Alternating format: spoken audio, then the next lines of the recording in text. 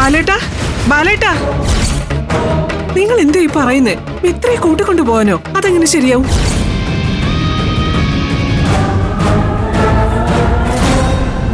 അങ്ങനെ മിത്രമോളെ ഇവിടുന്ന് കൊണ്ടുപോകാൻ പറ്റില്ല. അതെ, മിത്ര ആര്യന്റെ ഭാര്യ, അവൾ ഇവിടെ തന്നെ കഴിയും. അല്ല നന്ദിത, അതെങ്ങനെ ശരിയാവും? നന്ദിത പറഞ്ഞത് ന്യായമായ കാര്യമാണ്. നിങ്ങളുടെ മകളിതാ ഇവിടെ നിൽക്കുന്നുണ്ട്.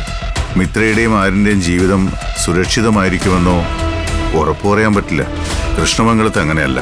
സുരക്ഷിതമായി, സന്തോഷമായി, സൗഭാഗ്യമായി ജീവിക്കാനുള്ള എല്ലാ സാഹചര്യവും ഉണ്ട്. നിന്നോട് സ്നേഹമുള്ളത് കൊണ്ടാ മോളെ നിന്നെ കൂട്ടിക്കൊണ്ടുപോകാൻ ഞങ്ങൾ വന്നത്.